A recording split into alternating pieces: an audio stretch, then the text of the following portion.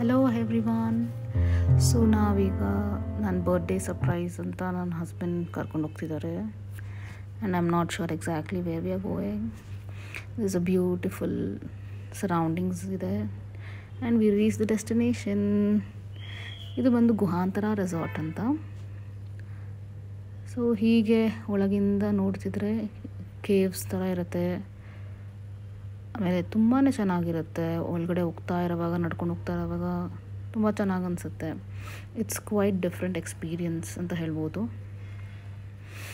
So ತುಂಬ ಒಳಗೆ ನಡ್ಕೊಂಡು ಹೋಗಬೇಕು ನಮ್ಮ ರೂಮ್ನ ರೀಚ್ ಆಗಬೇಕಂದ್ರೆ.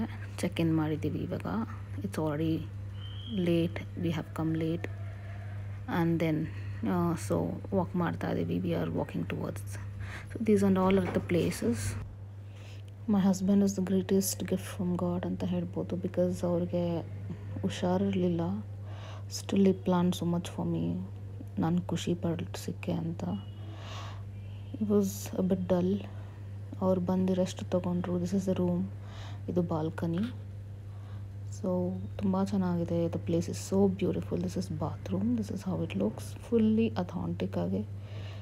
And this is my evening birthday celebration. ಸ್ವಲ್ಪ ಸುತ್ತಾರಿಸ್ಕೊಂಡಿದ್ದರು. I was so happy to see him back to track by evening. I made sure he took rest and tablets, and yeah, here we are celebrating my birthday. I'm so happy. He is my world. So ನನಗೆ ಯಾರೂ ಬೇಕಾಗಿಲ್ಲ next to me. I think he is more than enough for me to celebrate this day. And so I just love this place and this day here. Guhantara Resorts is one of my favorites ಅಂತ ಹೇಳ್ಬೋದು. So he's so cute. My husband is the best thing ever.